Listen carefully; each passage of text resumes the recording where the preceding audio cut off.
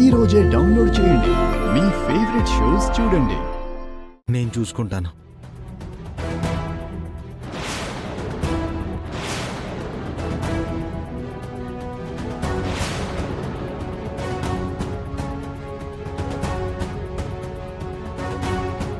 రాజు, మనం అనుకున్నట్టే 2 పెళ్ళిళ్ళు ఒకే చోట జరగాలి.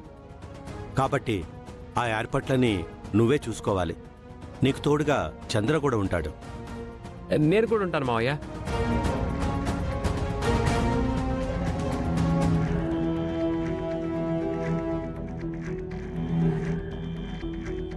చూడండి, ఈ ఇంట్లో ఎవరు ఎలాంటి ఇబ్బంది కలిగించాలని ప్రయత్నించినా నేను ఊరుకోను. అది ఎవరైనా సరే.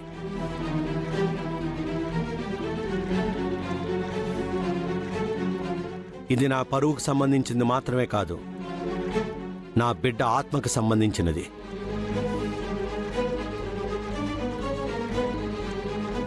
నా మనవడు భవిష్యత్తుకు సంబంధించింది.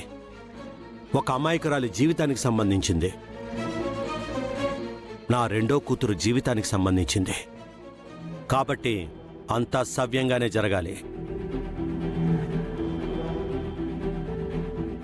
చంద్ర, అన్నయ్య, పియంకులు వారు ఉండటానికి గది చూపించు. అలాగే అన్నయ్య.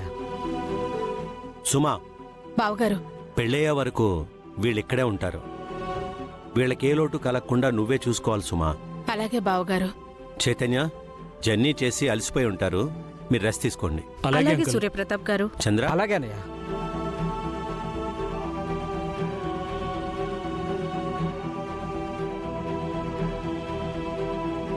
వీళ్ళు నా కోసం ఏదో చేద్దామనుకున్నారు, కానీ ఇప్పుడు చూస్తే పెళ్లి కొడుకును కూడా సూర్య తీసుకొచ్చేశాడు.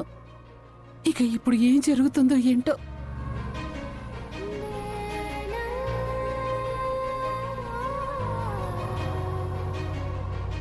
రే దీపక్, ఈ పెళ్లి నుండి ఎవ్వరూ తప్పించుకోలేరు. ఎవరిని తెస్తాడా అనుకున్నాను. భాలేవాణ్ణి తీసుకొచ్చాడు. రుక్మిణిని ఆడుకోవాలి అంటే వీణ్ణి మనం వాడుకోవచ్చు. అవును మమ్మీ.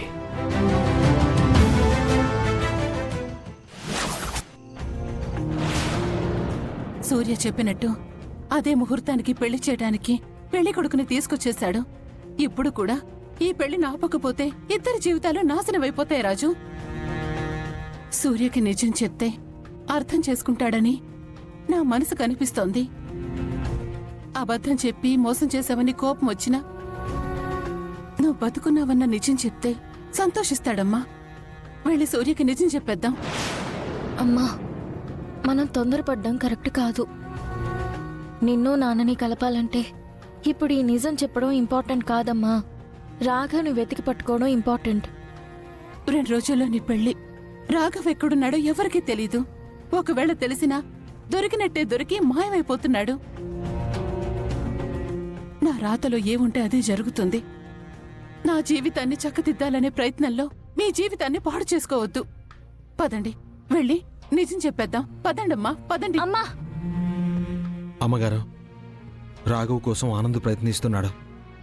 పెళ్లి ముహూర్తం సమయంలోపు రాఘవన్ తీసుకొస్తానని చెప్పాడు అమ్మగారు.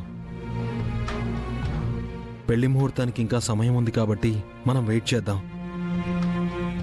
అన్న చెప్పింది కూడా కరెక్టే కదా అమ్మగారు. ఏది కరెక్టు మందారం? ఇప్పుడైతే ఇంట్లో మనం మాత్రమే ఉన్నాం. అదే రేపు పెళ్లిలో ఎంత మంది ఉంటారు? అంతమందిలో సూర్యకి నిజం తెలియడం కన్నా మన కుటుంబ సభ్యుల మధ్య నిజం తెలియడం మంచిది కదా రాజు.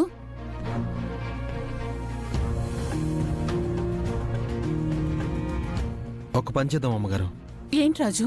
మనం ఎప్పుడు పెద్దయ్య గారికి నిజం తెలిస్తే ఏమైపోతుందో అని ఆలోచిస్తున్నాం గానీ వస్తున్న పెళ్లికొడుకు గురించి గానీ కీర్తి గురించి గానీ ఆలోచించట్లేదు.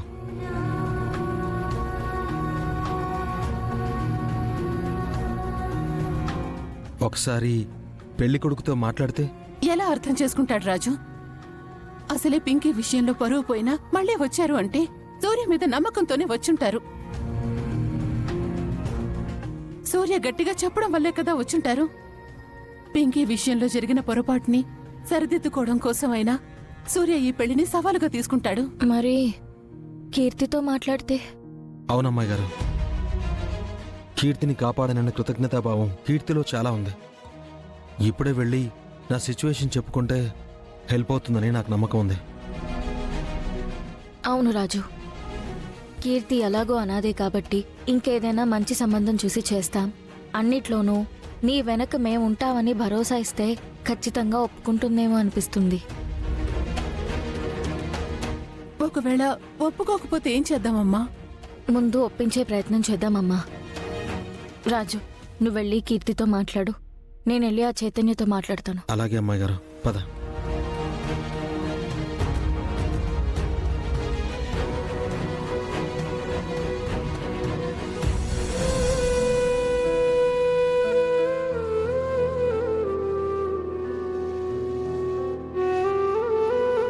బాబా, ఈ పెళ్లి విషయంలో నువ్వే మాకో దారి చూపించాలి. వాళ్ళిద్దరిలో ఎవరో ఒకరు ఒప్పుకునేలా చేస్తే చాలు బాబా.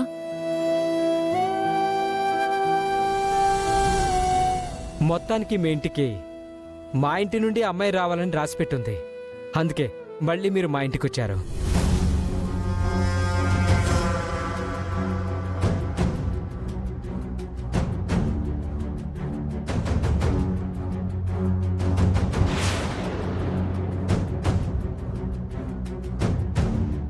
అంతా ఆ దేవుడి దయ. ఈ పెళ్ళైనా ఎలాంటి ఆటంకం కలగకుండా జరిగితే చాలు. మా బావగారు మాటిచ్చారు అంటే తప్పకుండా జరుగుతుంది వదిన గారు. మీరేమీ కంగారు పడకండి.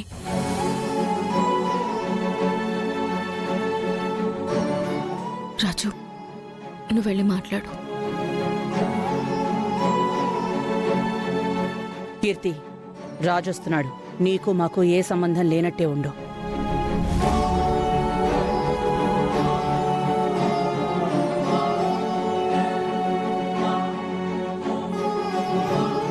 ఇదిగో మాటలోనే వచ్చేసింది మీ కాబోయే కోడలు.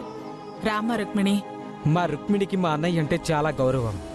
అందుకే పెళ్లి కొడుకు ఎవరో కూడా తెలియకుండానే ఈ పెళ్లికి ఒప్పుకుంది.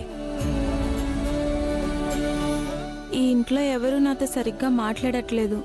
ఎవరి పనుల్లో వాళ్ళు ఉంటున్నారు. ఎందుకండి? ఈ ఇంట్లో ఎవరికీ నేను నచ్చట్లేదా? కీర్తి, నీతో కొంచెం మాట్లాడాలి. అయ్యో, నీతో ఎవరు ఇలా మాట్లాడలేదు అనుకుంటున్నావో లేదో. నిన్ను చేసుకోబోయేవాడు రాజే నీతో మాట్లాడడానికి వచ్చాడు. వెళ్ళమ్మా, వెళ్ళు.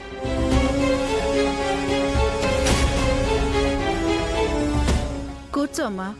నీ గురించి మాకు తెలియకపోయినా మా గురించి తెలుసుకోవాలి కదా. నేను తనతో మాట్లాడాలి. వెళ్ళమ్మా. వెళ్ళు బాబు, మా రుక్మిణి నీతో ఏదో మాట్లాడాలంటుంది. పదండి.